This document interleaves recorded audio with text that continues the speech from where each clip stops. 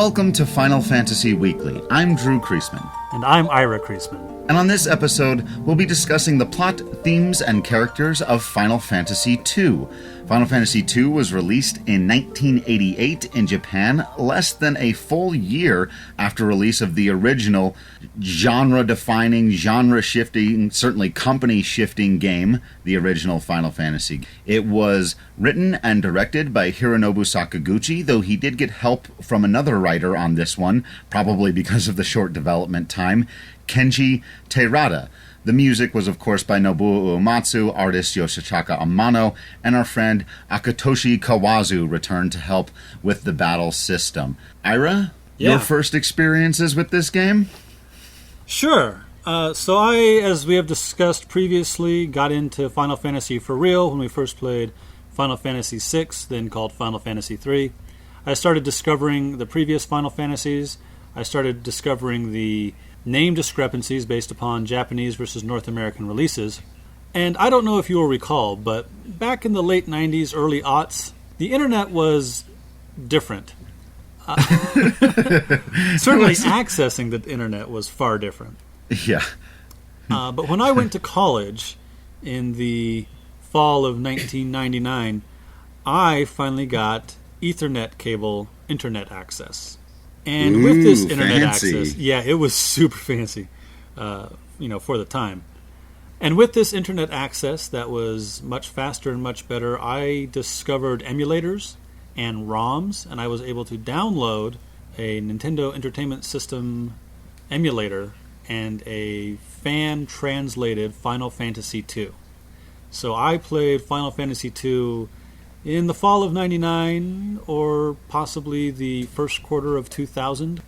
And this was it. It was a lot like the original Final Fantasy that I played on the Nintendo Entertainment System many years previous. It was, black backgrounds and character sprites and not especially detailed maps compared to what I was used to now with Final Fantasy VI. So on the one hand, piracy is bad. Don't pirate games. On the other hand, this was the only way at the time to play Final Fantasy II because the PlayStation version Origins hadn't come out yet. Wouldn't come out until 2003. Right. And Dawn of Souls, the version I've played several times now, also was several years away. So, this was my first experience with Final Fantasy II. I have to ask you, little brother, what's your experience with Final Fantasy II? Yeah, since we're making confessions, since it's confession time, this is one I have to admit.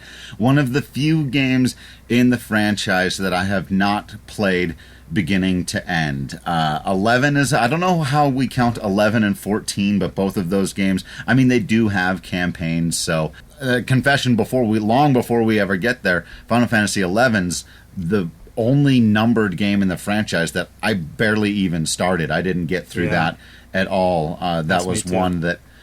Yeah, so we're probably, when we get there, going to have to put that one off into our conversation about some of the side games. As much as it is a numbered entry, and I know there are people who love that game, I think it's also financially...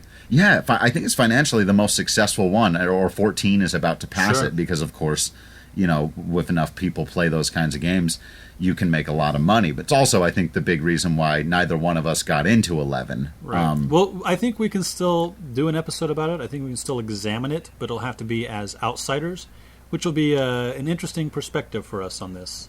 Right.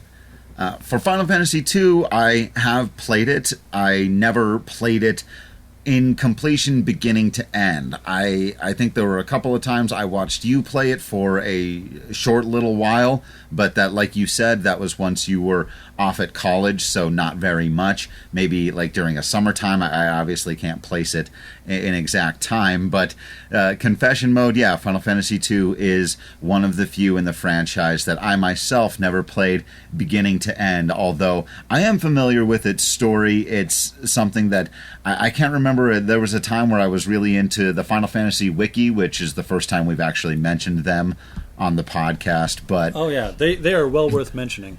Yeah, not that they need a shout out from us, but getting into reading recaps of some of the stories that, like you said, and I think this was even before they came out. So by the time Final Fantasy II was finally re-released, I was kind of past going back and playing it. I was mentally just like, I don't know if I really want to do that because I've already read the whole story online, and I just, there were other newer Final Fantasies that I was playing at the time. Yeah, unfortunately, I don't have a story of, this is the time I sat down and played through this game, because I never really did it in one sitting. I kind of, at different points in time, put together the story on my own. But this will be a fun, going back and reliving it and talking with you, who are, your memories of it are going to be a lot more concrete than mine. But there were absolutely some things about this game that stood out to me when I did play it, and certainly as I was reading through the story, because I think, like a lot of Final Fantasy fans who missed this game, or maybe the next one because it didn't come out in the United States for a long time, we assumed things like Eris is the first major character to die, certain things like that. And you go back and as I was reading the story of Final Fantasy II, I was like, people be dying all over the place. There's a lot of stuff in this game that I think establishes what Final Fantasy is all about. And when you look at it through that lens, I think this game has as much interest as the first one. So one of the things this Final Fantasy would do is it would establish Final Fantasy not as a consecutive series, not like you would expect Book 1 to follow, or Book 2 to follow Book 1, Book 3 to follow Book 2, but rather as their volumes in a set of stories. Final Fantasy II is not a direct sequel to Final Fantasy, as you might expect from the naming convention. Right, and I think this is one of the things that sets it apart from a lot of other kinds of entertainment, whether it be sci-fi and fantasy or not. Typically, if you've got a 2 in your title, it's going to have characters and places and all of these kinds of things related to the first game. Other video game franchises that don't necessarily do it exactly that way, like, for example, The Legend of Zelda, which is often, one of those things that Final Fantasy gets compared to. They, while not being direct sequels themselves, they do always have the same characters, the same places, not always the exact same setting. They get creative and clever with that. Mario is another one where... Yeah, Mario's another example, I would think, that it's not about a continuing story. It's almost about telling the same story again in a different way. And I think Zelda does a lot of that, too. It's like there is a Zelda timeline, which some fans seem to have take great joy in figuring out where everything goes. That's fun. But it's and Castlevania too, right? Right. Oh, like, Castlevania actually has an established one. Yeah. By Konami. Yeah. They've come out and said, including the new cool anime with all the goat jokes. It fits. Yeah, I know that show was really good. Side note. Take an hour out of your life to watch the 4 episodes of Castlevania on Netflix. That is awesome. It was so good, our mother liked it. Yeah, that's right. But yeah, so those other franchises, they do that, but Final Fantasy gives you a completely new cast of characters, a completely new way of telling stories, new places world to get used to. It'd be like if in Game of Thrones, after Book 1 or Season 1, they were like, yeah, that's cool, now keep all that terminology, keep all of the ideas and the themes and how some of the world works and operates, but now you've got to learn a whole new cast of characters. Right. And a whole new situation. Yeah. Something that I've never seen, but I think does this, a very similar idea, is American Horror Story. Right? Some of the actors are the same. That's exactly right. Some of the terminology is the same, but from season to season, it's a brand new set of things, right? That's exactly right. And the only reason I know that is because Caitlin watches that show, and she has explained that to me, and I think that's really cool and interesting. I am too much of a wimp to watch American Horror Story. I won't watch horror movies, except for Cabin in the Woods. It was really good. Yeah, I still need to watch that. We're getting a bit far afield. Shall we jump into the plot, themes, and characters of Final Fantasy II? Let's do it. All right, let's start with the characters. Compared to Final Fantasy I, which had a quartet of blank slates, all you got to choose was the character classes and the names, Final Fantasy II starts you off with a quartet of named characters.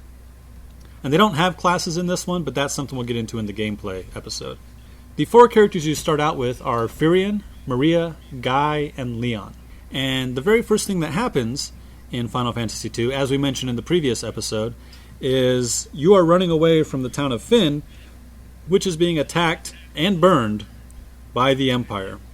It is being attacked and burned. The Palamecian Empire. Yes. And a funny translation quirk, one of our running themes, that in the original, I think it was in the fan-translated one, the one that a lot of people played, the emulator, it was the Paramecian Empire with a K and an R, Paramecian, as opposed to Palamecian. But that's a fan-translated thing. And again, if you know the Japanese language, it's easy to see how that particular mistake was made. Paramecian Empire. Furthermore, if anyone knows who the fans were who translated that, let us know so we can give them a shout-out, because that's way cool. Allowed you to play the game 4 years before it was technically available. And again, piracy is bad, but also thank you for the hard work. Piracy is bad, also it's hard work. And there is a pirate in this game. We'll get to that too. That's fantastic. So you're fleeing your town of Fynn. The character's parents have been killed in this attack by the Palamecian Empire. The Palamecian Empire attacking because Princess Hilda and her father, the rulers of Fynn, have stood up to the Palamecian Empire. So you get wrecked. That's the very first thing that happens. You have a fight with some Dark Knights of Palamecia, and you get knocked down. You get all knocked down. So when your characters wake up, they are in the rebel base in Altair, and they are minus 1 character. Leon, Maria's older brother, and Firion and Guy's buddy, has gone missing. When they ask, nobody in the rebellion seems to know where. So since they've just had their town burned and their parents killed and Big Brother's gone missing, presumably dead, they ask Princess Hilda if they can join the rebellion, and Hilda refuses because they're just a bunch of kids. So they decide they got to prove themselves. So they decide to go back to Fynn, this town that just got taken over by the Empire, and try to do something. They got to do something. So they make their way back to Fynn, and this has a little scenario that reminded me of Final Fantasy VI. Of course, it came before Final Fantasy VI. But even if you've leveled up since that first fight when you all got knocked down, Fynn is filled with Dark Knights who will defeat you without any trouble at all. So you've got to get through the town of Fynn without attracting the attention of the knights, which reminds me a lot of South Figaro in Final Fantasy VI, when Locke is trying to get through town and he does interact with the Imperials, but he's got to steal clothes. Do you remember that? Yeah, of course I remember that. Yeah, so this is again an early trope being established before a lot of us would realize it, but them toying with a form of stealth gameplay. So in the town of Fynn, our 3 heroes, they come across Prince Scott. So Prince Scott is on his deathbed. He was in Fynn when it was attacked, and he's not going to make it. He tells them that Count Borghen has betrayed the rebellion. And that's basically how the Empire was able to take Fynn as easily as it did. And he asks the heroes to encourage his brother Gordon to join the rebels. But Gordon's a bit of a coward. This is another trope we'll see, particularly in Edward in Final Fantasy IV, a reluctant hero, someone who's afraid to fight. That was one of the things, and this is a weird place to interject it, but when we were talking about some of the other things in pop culture that follow the Rebels versus Empires motifs and themes, and we were talking about, and I mentioned the X-Men, and then I just watched the most recent episode of The Gifted, and it was all about reluctancy to join the cause and trying to figure out, ways, and can we just go and be normal? And so it's like one of those things, again, we see here being established early in the Final Fantasy franchise, long before Edward or Terra having her doubts about joining the cause, or, not like Vaughn. Vaughn was all in, when he gets when we get to ready. There. Yeah. So also completely different type of inciting incident. It's one of the things that Final Fantasy tends to go back and forth on. It's some people criticize the games for starting out exceptionally slow, because games like 12, 10 after its immediate start kind of goes into this really slow moment. Kingdom Hearts 2. Right. Oh, Kingdom Hearts 2 has, I think, the slowest, and we loved that, but Yes, I know did. a lot of people are highly critical of but that's probably the best example of a great story with a really slow start. But then there are games like 13 throws you right into the middle of the action. Yeah. I know some people don't like that game or don't consider it part of the franchise. It is, and we're going to talk about it when we get there, but here we are in Final Fantasy II, the first time they start you with immediately into the action, like your brother is lost and people are dying and your city's on fire and you're going to run right back into like, it's not like in Final Fantasy I where you're walking around in town, they're like, we don't know what happened to Garland. Right, it's right. much more intense. The story of this game gets grim in several spots. Yeah. So Scott gives our heroes, Prince Scott gives our heroes a ring that he knows Princess Hilda will recognize, and he sends you back to the rebel lair in Altair. When our heroes present the ring to Hilda and tell them that Scott died, she is at once saddened at her friend's death, and also she is convinced that, man, these kids were able to sneak back into Fynn, not get beat up, not get caught. They're worthy to join the cause. Is this our first on-screen death of, like, just a people person in Final Fantasy? Because in the first game, I mean, you're killing monsters, and I guess presumably Garland dies when you defeat Chaos, but... Right. Yeah, of a character who's certainly of a good guy, quote-unquote good guy. Yeah. Yeah, and he just sort of, like, dies there in the bed. Or in the first 20 minutes of the game, too. Yeah, very, very early on. So the first mission our group is given is to go get Mithril. Now, this is one of the things about Final Fantasy. To me, Mithril, like, in Lord of the Rings, Mithril is the metal. It's, like, the most badass metal. Sure. Mithril is the most impressive metal. It makes the best weapons, the best armor. And in Final Fantasy II, at least, it's kind of like just the first upgrade. She wants you to go find Mithril in a town called Salamand. Yeah. It's funny. I mean, this is the first one, again, of Mithril. Every time I watch Lord of the Rings or now Game of Thrones, they've got Valyrian steel and dragon glass. I'm like, Mithril. And, of course, Mithril is big in Lord of the Rings. So I'm like, Mithril.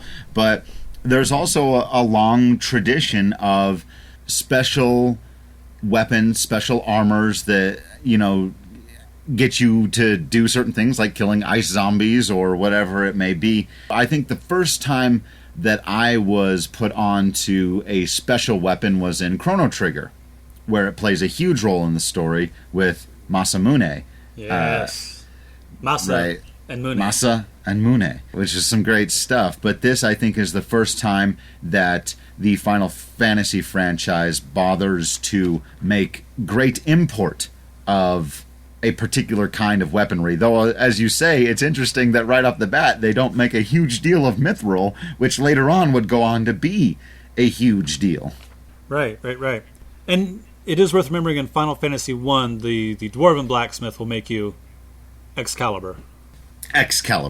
Right. So in your mission to go get Mithril, you are joined by Princess Hilda's right-hand man and sort of white mage, but really he can learn any magic, Minwu. What a great name.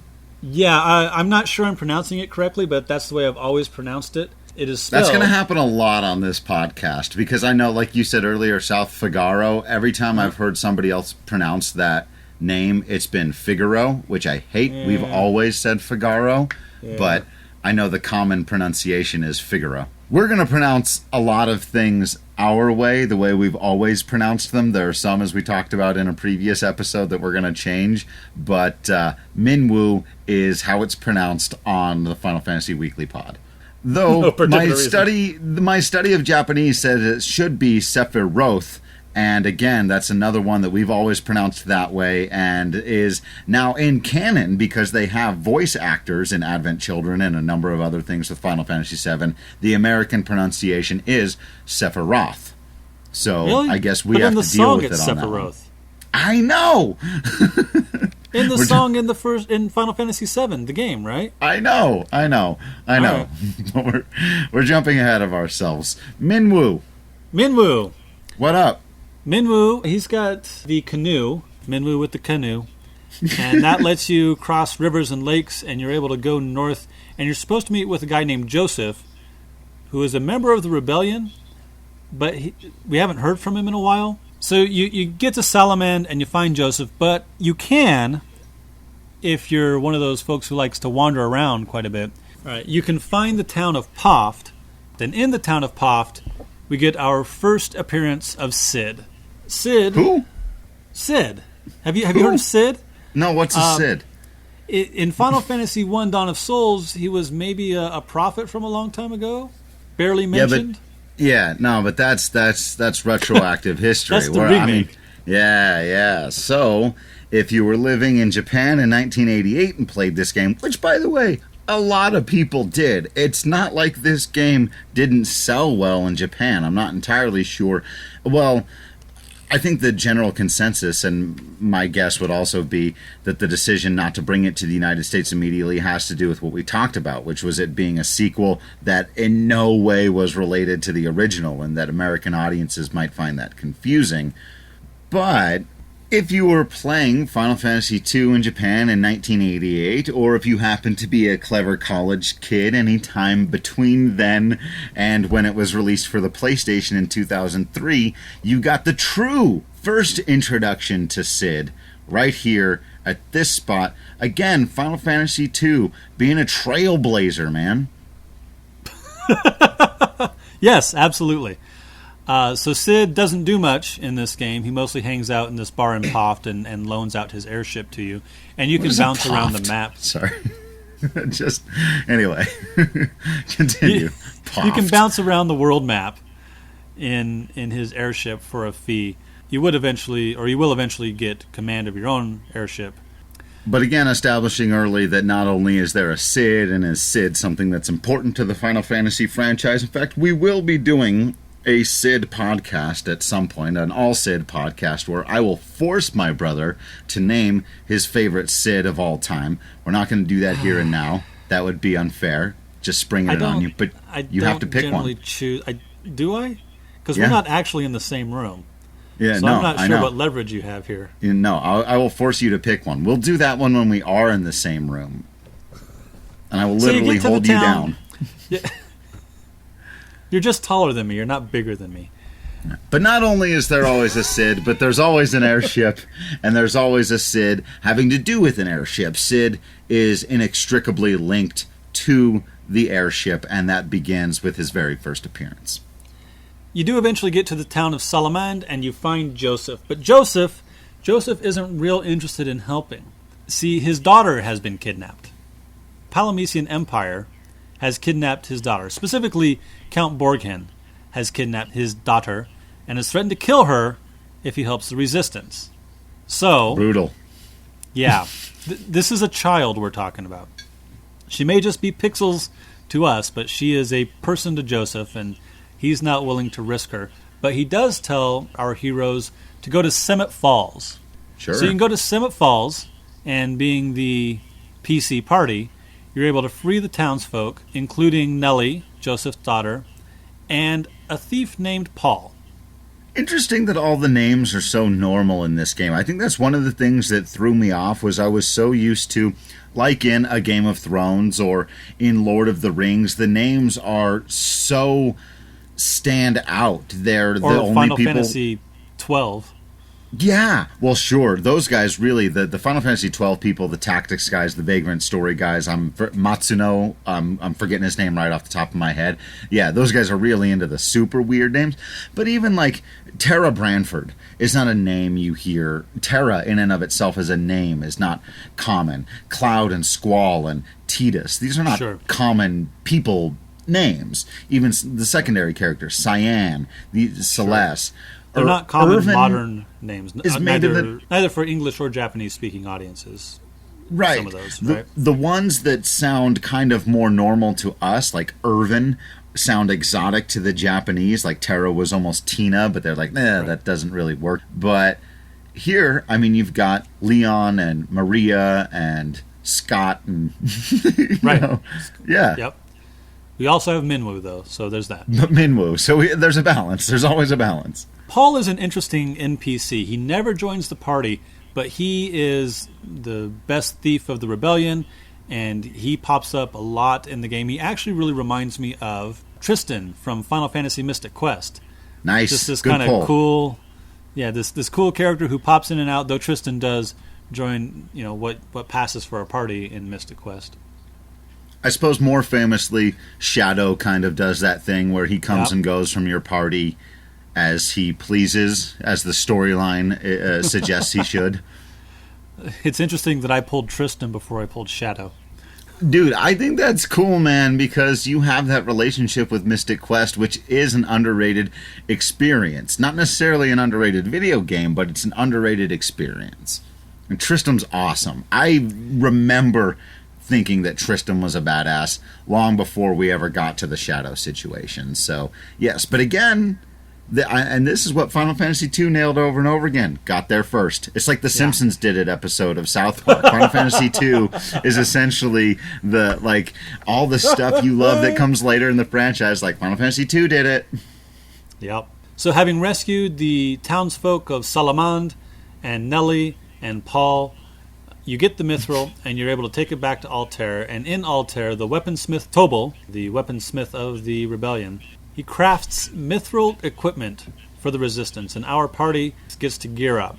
And that's a big moment for us, because Final Fantasy II's got a whole different system of, it's not leveling up, but of powering up. And getting new gear really helps when one of your major ways to power up is just getting better equipment. You know what else this foreshadows? What's that?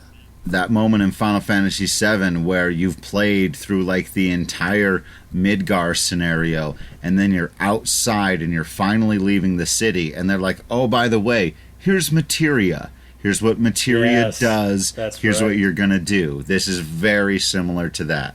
But first, obviously. Again. So the Rebel Alliance, or the Wild Rose Rebellion, as they're actually called, they've begun to hear about an Imperial superweapon called the Dreadnought. Cid may have the first airship in this world, but the Dreadnought is the biggest, baddest, scariest airship in this world. And we start to hear whispers about it, and so Hilda dispatches our heroes to find and destroy the Dreadnought. It was built, the rumors say, under the authority of an Imperial known as the Dark Knight.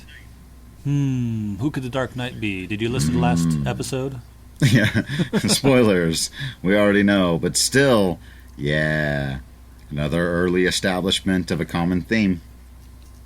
So you go to Bafsk, Bafsk, it's a town, Bafsk, and you got to go through the caves. The town names in this game? There's also Palum, which we'll get to eventually. Yeah, which I always thought was a reference to Palom because I'm an idiot and I played Final Fantasy IV before I played Final Fantasy II. I thought that was Final Fantasy II. I know, right? I know. That made it all the more confusing. By the way, what did you say the name of the rebel group was? The Wild Rose Rebellion. Yeah, our first reference to the War of the Roses, or the Wars of the Roses, which would play a huge role in defining Final Fantasy tactics, also a major role in the inspiration of Game of Thrones, House Tyrell having the rose as their house sigil, but also the whole thing being based on those wars, with the Yorks and the Lancasters, of course, the Starks and the Lannisters, and Final Fantasy tactics. So the Wars of the Roses, major influences on a lot of different Final Fantasy and fantasy stuff in general, as we talked about Game of Thrones, and so it's one we haven't mentioned before, but Wars of the Roses, I think that's a direct reference to. So you get through the caves of Bafsk just in time to see the Dreadnought take off. Turns out the Dark Knight was ready, and they leave in their giant war machine, and then towns get bombed. So the Dreadnought attacks Poft, Palum, and Gatria, and Altair. And Altair, again, is where our rebels are hiding. Fortunately, the rebel base managed to get through things unharmed, but the king is injured and ailing. The king doesn't get a name, by the way. Princess Hilda gets a name. The king doesn't get a name, which is a gender swap from what normally happens. Like, normally it would be Don Quixote and Sancho get a name, and the niece and the housekeeper are just the niece and the housekeeper. Yeah. I think, again, Final Fantasy carving out early that it's going to start, of all the things it messes with, of all the rules it plays with, that's absolutely going to be one. You've got a female main character in your party in this game. You've got some females who are more respected in their positions of power than males. So, again, early on, Final Fantasy going, no, we're about this other thing. So the rebels realize they've got to destroy the Dreadnought. They've got to destroy this giant machine. And the way they figured they can do it is by getting an artifact called Sunfire from the Kashuan Keep. Unfortunately, in order to get into Kashuan Keep, you need either the Goddess Bell or the Voice of Kashuan. They don't have the Voice of Kashuan, but they know where the Goddess Bell is. The Goddess Bell is in the Snow Cavern north of Salamand. So Minwu stays to look after the king, so you go north by yourself, you get to Salamand, and Joseph decides, you know what? I owe you one. You saved my daughter, you saved my town. He's got a snowcraft. You can't get across these snowy plains up there without the snowcraft. And you're able to just, this is a pretty straightforward dungeon. You go across the snow, you fight through the dungeon, and you leave. And then this is where things get grim. Because you've got the Goddess Bell, you're leaving the dungeon, and you are attacked once again by that traitor, Count Borgin. And you defeat him, because, you know, you're the good guys and he's the bad guy. But then Count Borgin, in his final moments, he's dying, he releases this boulder trap that comes tearing down the stairs at you. And Joseph's a good dude. He stops it with his bare hands and gives our three main characters a chance to escape. And they do. And then the boulder, he can't hold it anymore. And it smashes him into the wall.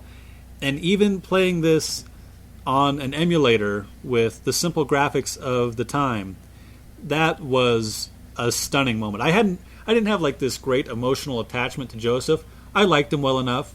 I was glad we were able to save his daughter. I understood why he didn't want to help at first. I got all that. But I wasn't like, he wasn't of great importance to me. Even so, I was not used to main characters getting killed off in the storyline. It was quite the surprise to me, and again, showed that this was kind of a different kind of story.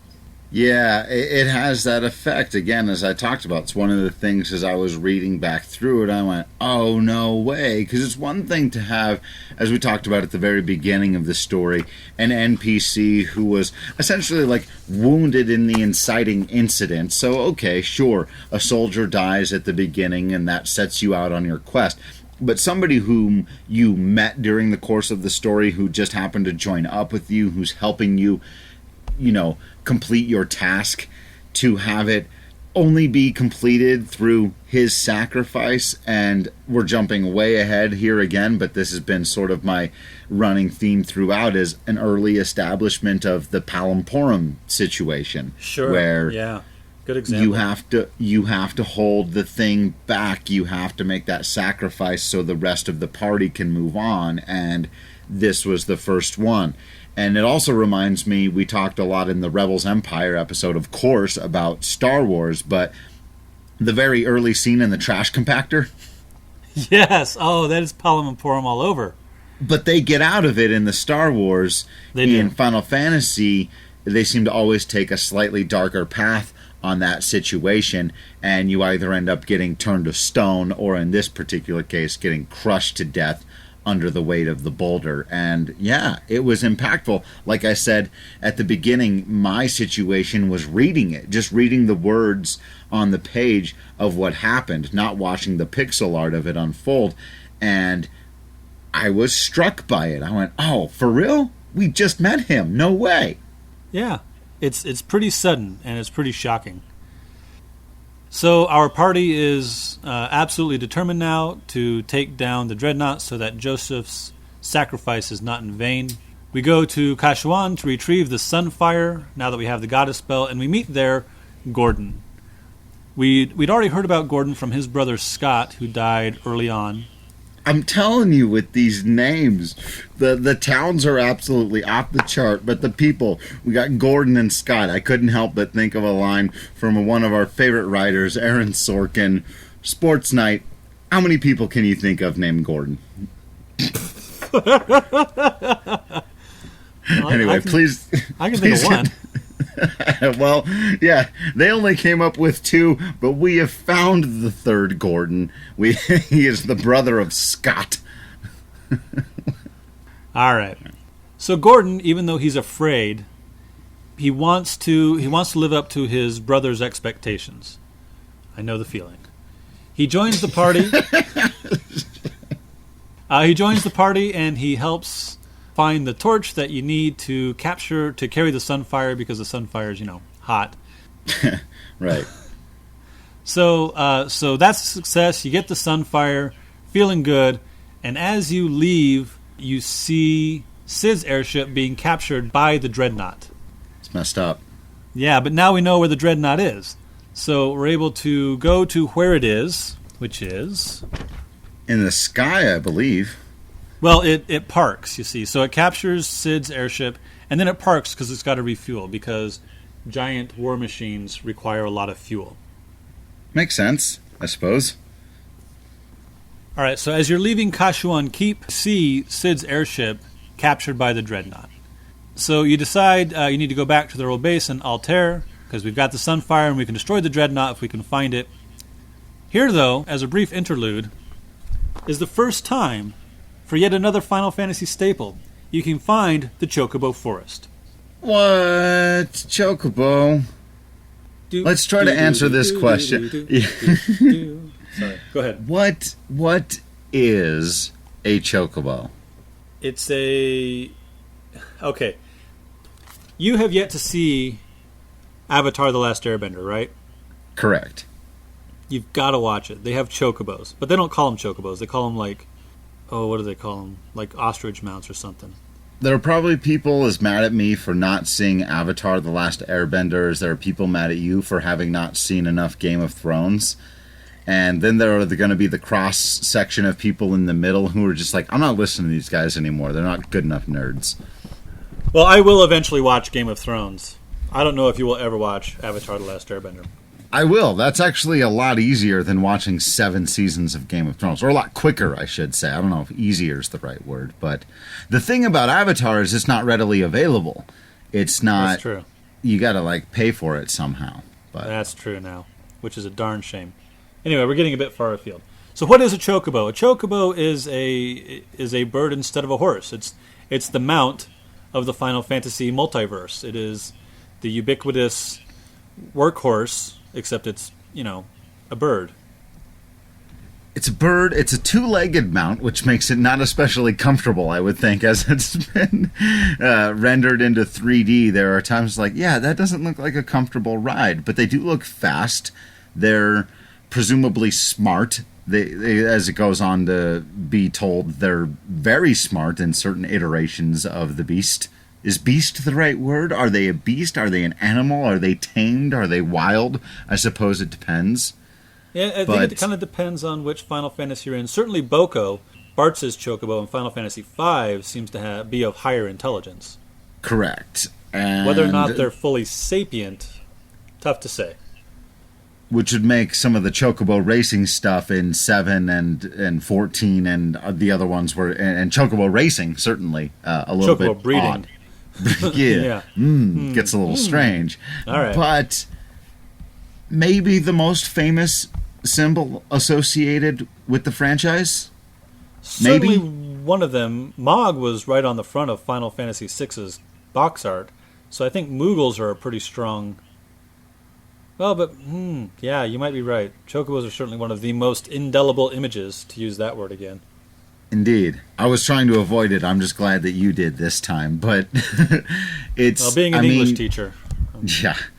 Chocobos, though, I think, for the people I've introduced to the franchise, it seems to be one of the things that immediately sticks out. Like, oh, I like that. That's cool. That's interesting. That's a design I can immediately get behind. I don't know. There's something about it. The music that goes with it. Everything having to do with Chocobos. So, again, Final Fantasy II did it first.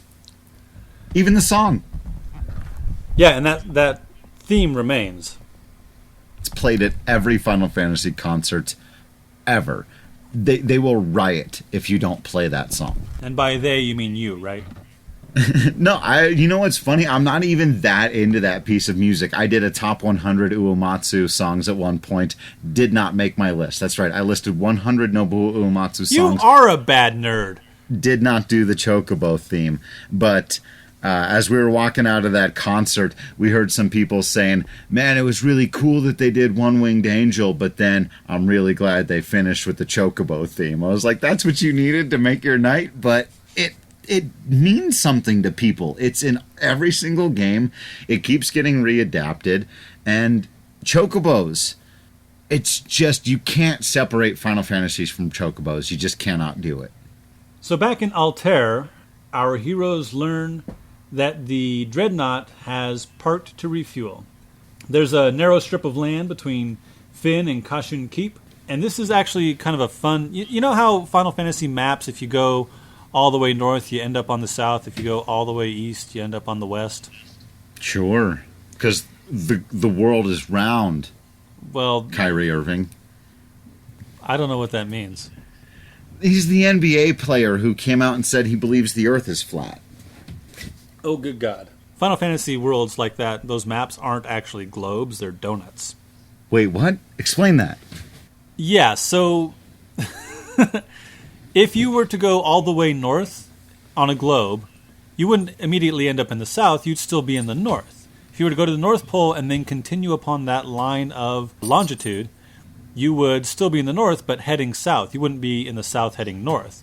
So imagine the square map of a Final Fantasy game. Now attach the top and the bottom. You've got a tube, right? Yeah, like in that Simpsons episode where they go into 3D. I have no idea what you're talking about, but okay.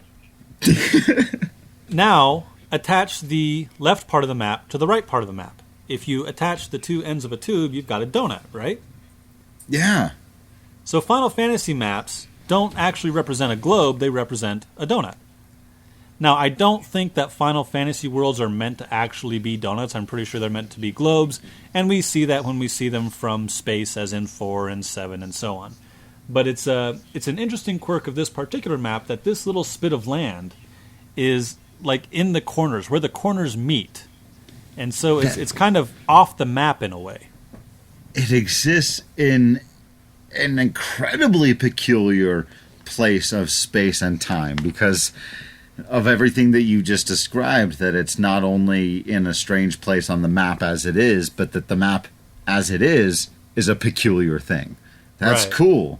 I can't believe I've never really thought about it that way, but you're right. That doesn't really make sense the way you fly far enough to the east and all of a sudden you're just on the west part of the... Like, that's not how a globe actually works. It's an odd representation, kind of like the battle system is an odd representation of the way fighting would actually work, because as we've talked about, no one would actually stand still and wait for their opponent to hit them. The battle system is a representation of a fight, or a fight incredibly slowed down. So I guess the world map is a representation of where you are. The pixels are representations of the characters, of Yoshitaka Amano's artwork. So I guess it all fits. That's cool. So on the Dreadnought, you are able to rescue Sid and Hilda. Hilda was on Sid's airship when it was captured. At Sid's direction, you toss the Sunfire into the Dreadnought's core, and the whole thing's gonna explode when you are stopped by the Dark Knight in the engine room. And Maria recognizes the Dark Knight's voice.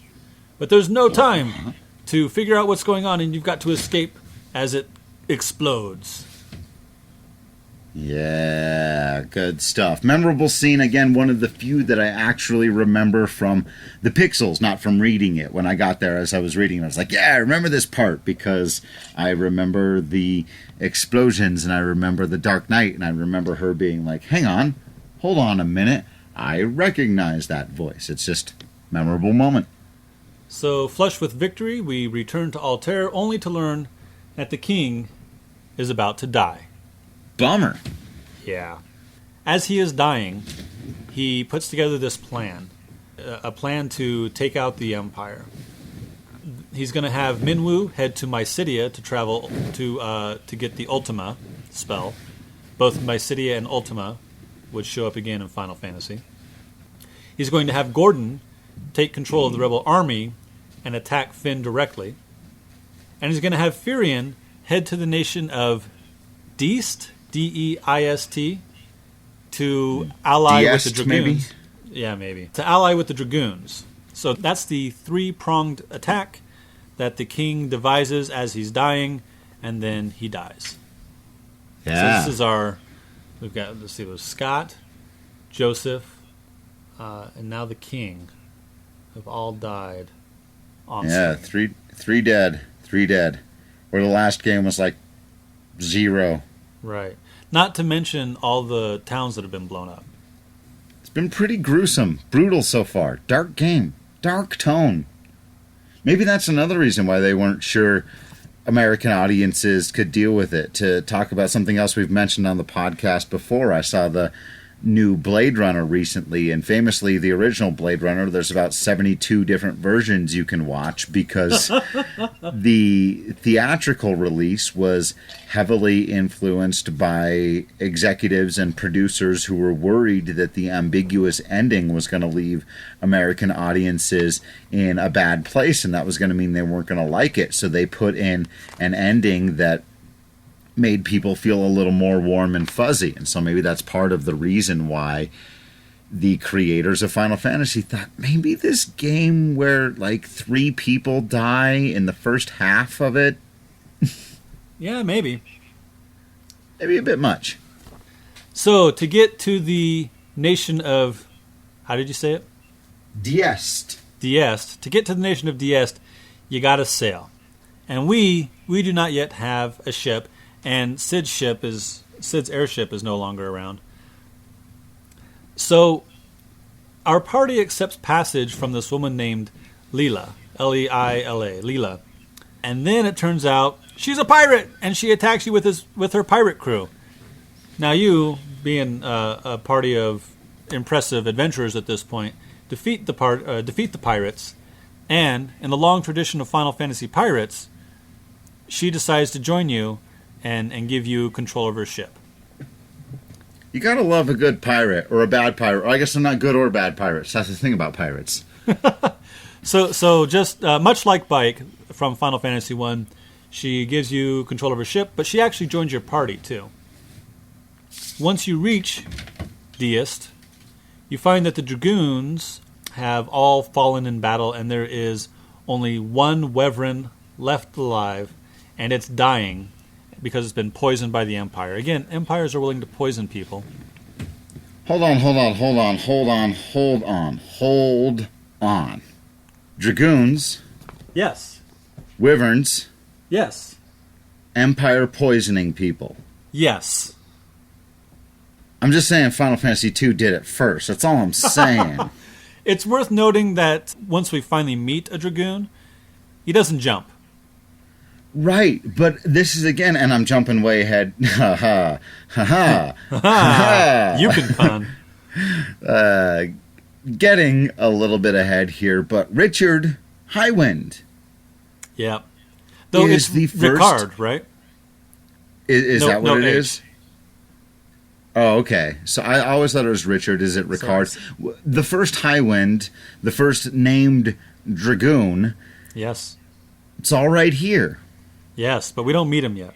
No, so I jumped ahead a little bit in the story, but still, the Dragoons, this is the first time you see them. Without the jumping, sure, but again, the stage has been set.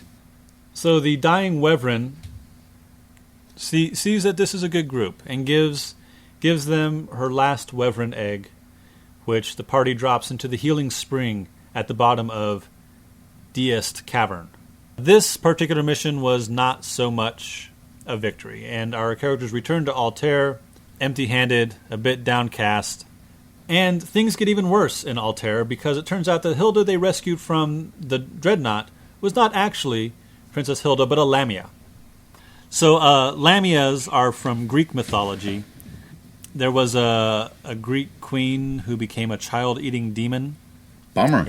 Yeah. It's a sort of snake creature in Greek mythology.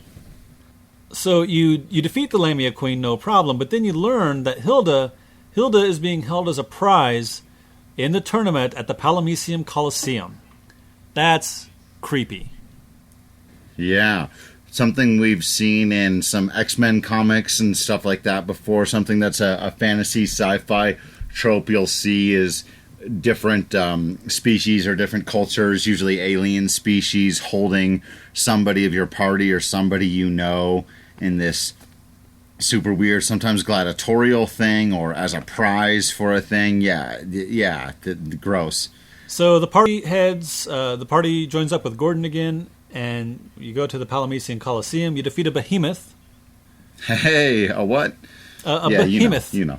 The one, Final Fantasy II did it first. Keep going. And then you earn Hilda as a prize, which is... but the Emperor, of course, is overseeing the match and dispatches the party and has them thrown into dungeons. Bummer, dude. Brutal. But, thank goodness, back in the Summit Falls, we rescued a thief named Paul. Because Paul shows up and rescues us. Hilda and Gordon escape, and the rest of us, draw the attention of the guards to make sure they escape. And all right, we're not totally losing here, us rebels. Yeah, a little bit of a momentum swing. So the next thing we got to do is we're going to take back Finn. We decided, you know what, the rebel army has made some headway into Finn, but we as the player characters, we're going to get this done. So you go into Finn. We're much stronger than the last time we came into Finn. You go straight to the throne room. There's a couple of gatos, Gottos. Gato. Not that. There's some of the, I said at the beginning that the Emperor Matthias of Palamecia has opened the gates of hell to start his conquest of the world. So a lot of the enemies you're fighting through this game are demons. And these are a pair of demons that are sitting in the throne room, and you're able to take them out. After taking back Finn, we find that Minwu has still not returned with the Ultima Tome. So the king's three-pronged plan has largely failed. The dragoons are all dead. Minwu has not come back with the Ultima Tome. All we've managed to do is take back Finn. So Hilda tells us to go find Minwu at the Mysidian Tower. So on the way to the Mysidian Tower, our team is swallowed by the Leviathan. Now this I remember. Because it's really freaking weird. And I think pretty clearly, if not purposefully, a direct homage to Pinocchio. I mean, well, of course the Bible. I was going to say there was a biblical story about people getting swallowed by whales. Right. So that comes first, clearly. I mean, I always think of Pinocchio because it's the first one I saw, so sue me. But, yeah, it's that thing, but also really strange to bear witness to. And one of the first times I remember thinking of early days pixel art, like, this is kind of gorgeous to behold. It's really weird and cool. So within the Leviathan, you have to. The Leviathan's innards are a dungeon. You have to fight through the dungeon. You eventually meet Ricard Highwind, the last dragoon, and with his help, you're able to get out of the Leviathan, retake your ship, and head to the Tower of Mysidia. The first dragoon, the last dragoon. Ha! You're so clever. They're so clever. Come on. That's good. I don't know if they knew they were going to go on and have dragoons be a big deal, but they had to know that character design was awesome. At the top of the Tower of Mysidia, you find Minwu at the Chamber of the Seal. He's been waiting for us. He knows the Ultima Tomb is past this seal, but he doesn't have enough power, so he's got to use all of his life force to break the seal. And we have yet another character death. 4? Second main party, but yeah, including the king and Scott. Yeah, that's 4. Yeah. Rough. Starting to creep up on Shakespeare levels. It'd be like I had a great, Hamlet. Yeah, I had a great high school teacher who Mr. Jacobs, we'll just say. We won't do his first name, but great cool high dude. School teacher. Good guy. Met up with him at a Rockies game recently. Just a great Cool. guy. Yeah, it was awesome. And I remember explicitly when he taught King Lear, when we got to the final chapter or two, he wrote all the characters' names on the board. And then as we were reading through, he would just go up and start crossing off names. And wow. When I read this story, it was probably about a year after that lesson. It was when I was in college, and instead of playing the ROM, I was reading it on the Final Fantasy Wiki. And when I got to this part, I was like, this is like Mr. Jacob started crossing off the names at the end of King Lear. After collecting the Ultimatome from the Mysidian Tower, we discover that the towns of Altair, Gatria, Palum, and Poft have all been destroyed by a mysterious force known as the Cyclone. This is a direct result of Emperor Matthias of Palamecia being a conquest-minded psychopath. Hilda has a pendant, though, that can be used to call wyverns. And this is important because we put the last wyvern egg in that healing spring at the bottom of Deist Cavern. So this is where the end game starts to happen.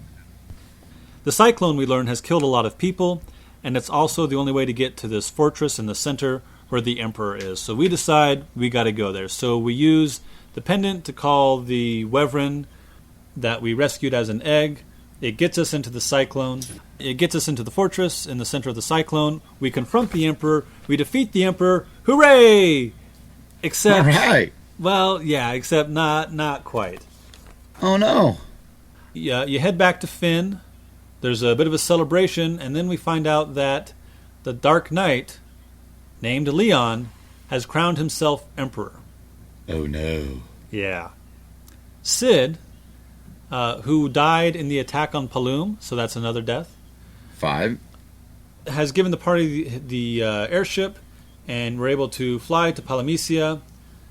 And we're trying to convince Leon to not continue the Emperor's conquest-driven ways.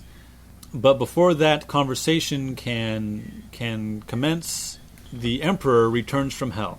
What? The Emperor returns from hell. Do you remember when I said at the beginning that he opened the gates of hell to begin his conquest? Well, yeah. Now the Emperor has returned to hell. Returned from hell. Gatekeeper. Yeah, found the Keymaster. No, it's... So he's more powerful than ever, and he plans to bring, hell on Earth, and it's not really about ruling the Earth so much as making the Earth into his own personal hell. Yeah. Hell on Earth and bad will toward men. Yeah. So Rickard Highwind holds off the Hellish Emperor and dies in the process, while our characters are able to run away for the moment. 6. So Leon is thus convinced to rejoin the party. And we never really get a lot of explanation for why he joined the Empire to begin with. He does not appear to have been under mental control like Cain Highwind in Final Fantasy IV or Golbez in Final Fantasy IV. He seems to have just joined up and was really being the Dark Knight. He is convinced, though, when the Emperor returns from hell, to rejoin the party, and after entering the Castle Pandemonium, which has got to be a Dante's Inferno reference, right? Yep. Also another thing that they would allude to in Final Fantasy VIII kind of a little bit, there would be a summon named Pandemonium. Also, they would have Pandora's Box, which is a similarly related idea.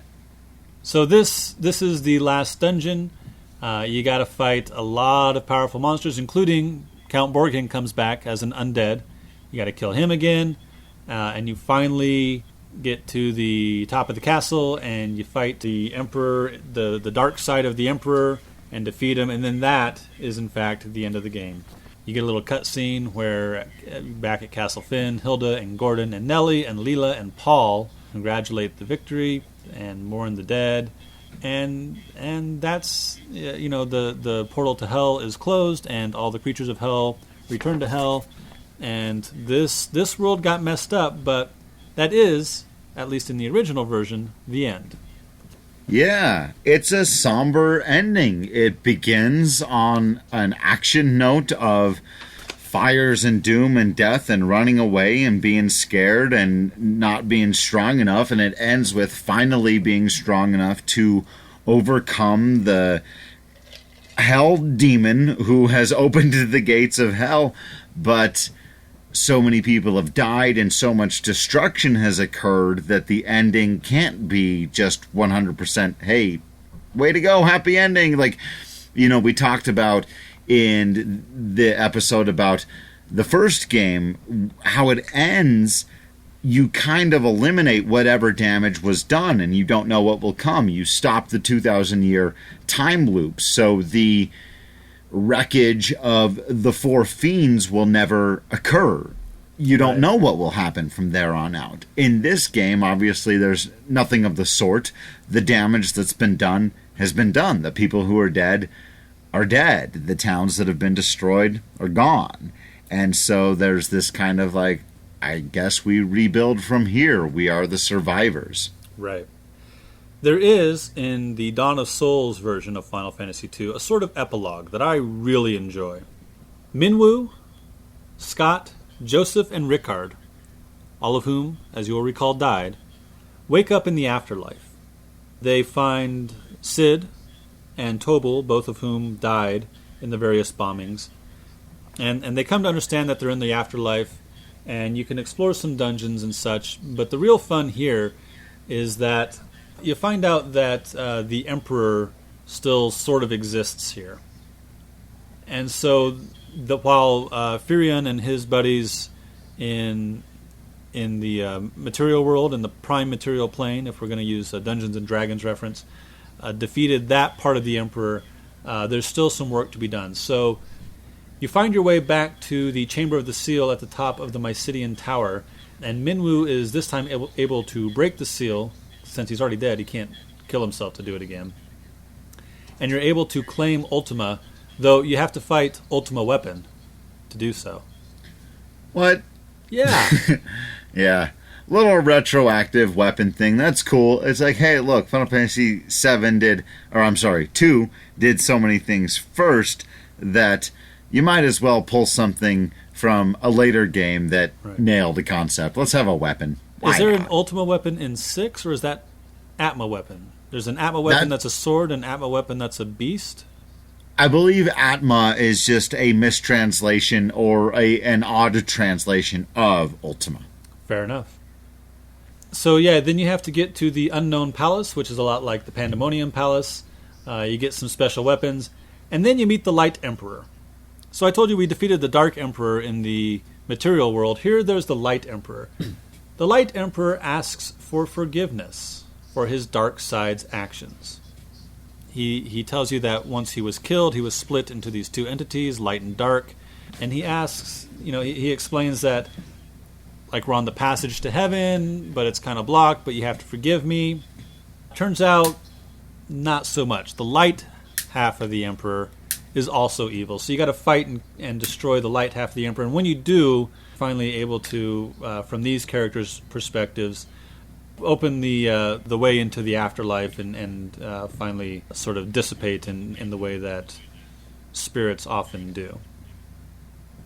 Yeah, it's interesting. I think it's maybe a retroactive way of adding a little bit of nuance to this story, where originally it was pretty black and white. The good guys are the good guys, the bad guys are the bad guys. The Palamecian Empire is the bad guys. The guy who's opening the gate to hell and then has become a demon himself, pretty clearly a bad guy.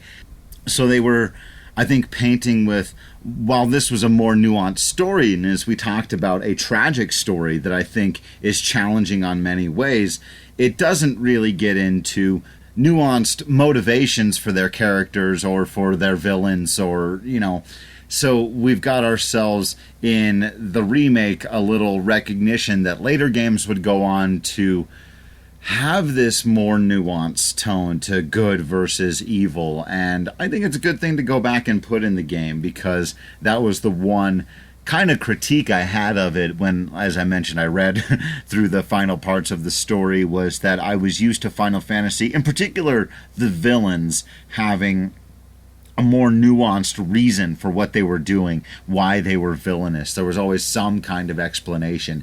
And I felt like in this game, you just kind of had to accept that the bad guys are bad guys. And this addition makes that question all that much more interesting because it provides a scenario where the light side of a person, it says there's a difference between light and darkness and good and evil, which is something that would really be explored in Kingdom Hearts and, I think in Final Fantasy X a lot, so we'll get there. But, yeah, really interesting stuff. I think Western audiences are less accustomed to the idea of yin and yang. Yin, as you were saying, yin and yang is about dark and light, feminine and masculine, hard and soft. It's not about good and evil, so it's absolutely possible for a light character to be selfish and destructive and conquest-driven, just in a different way than a dark character might be. And that's something, we talk a lot about how Final Fantasy combines Western and Eastern sensibilities, combines sensibilities from a lot of different cultures, and I think this is, even though it's a retroactive addition, a really interesting one at that. Yeah, I have to agree. And I think it adds to the story, like I said, because it's one thing that it was missing. But it does have that element of darkness. And if you look at it in conjunction with the first game, then I think you've got the first game, which very much has a light tone and an optimistic ending, to the second game, which has this somber tone and this somber ending. And there's never really any kind of peaceful conclusion. There's no closure. So one of the things we do when we analyze or critique literature is we try to pick a lens through which to understand the story. Now, as we've just said, Final Fantasy II, the big themes are really good versus evil, though it gets a little more nuanced with the Cavern of Souls in the remake. And it's also the Rebels versus the Empire, which we already covered in the previous episodes. So I thought we might take a moment to pick a lens through which to try to understand Final Fantasy II.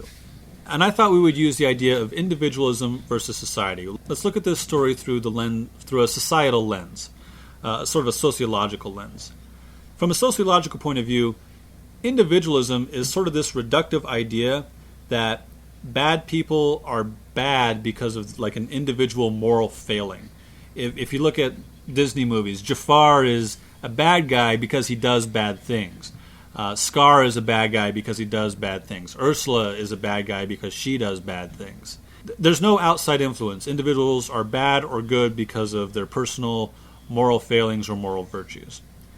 And that's fine, but it ignores the nuance of societal pressures. We are creatures of our society. We are products of our society.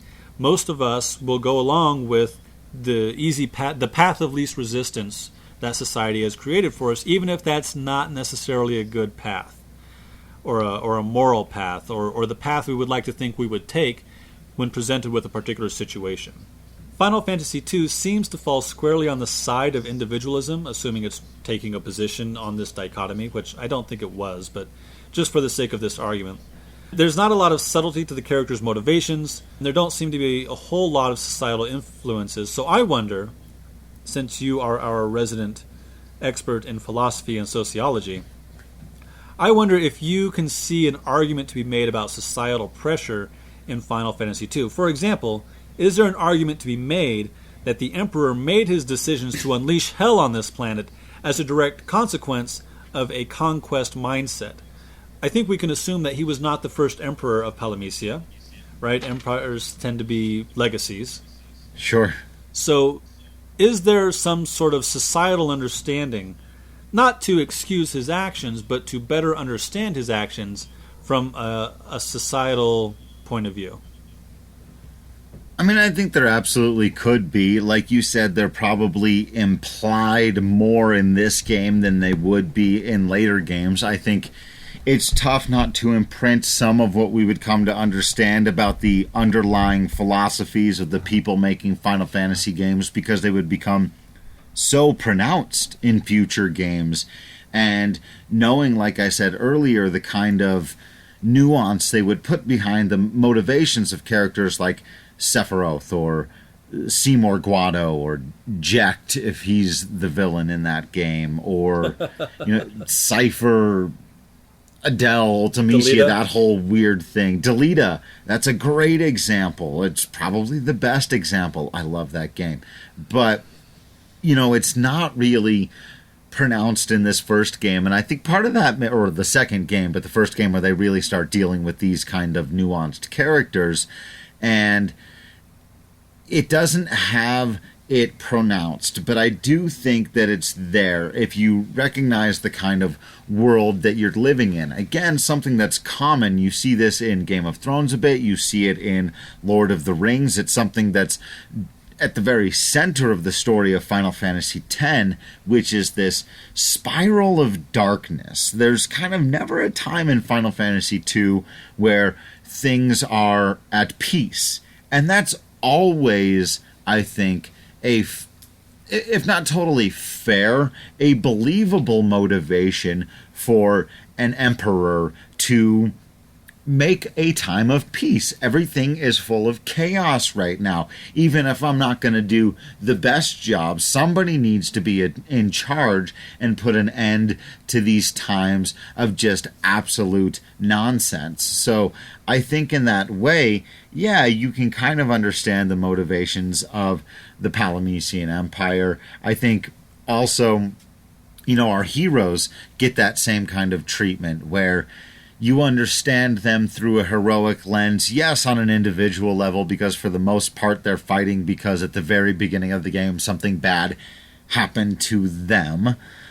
Much like Luke Skywalker, as we talked about in our Rebels versus Empire. Something bad happened to him, but by the end of the story, it's not like Luke Skywalker is fighting to avenge Aunt Maru, right. Uncle Owen and Aunt Beru, right. Yeah. Not to, disparage them, but it's not his, he's not standing there in that final scene with the Emperor and with his father swearing to Uncle Owen and Aunt Maru. That's just not what's going on there. And so I think similarly, again, while implied, our main characters, especially Leon, learn through the course of the game what's important. That's it for this episode. Thanks for listening. Feel free to let us know what we missed, got wrong, or should have mentioned. You can follow us on Facebook and Twitter at FFWeeklyPod, or you can email us at finalfantasyweekly@gmail.com. Join us next time when we examine American sports, developing skills, and riding a chocobo to the promised land.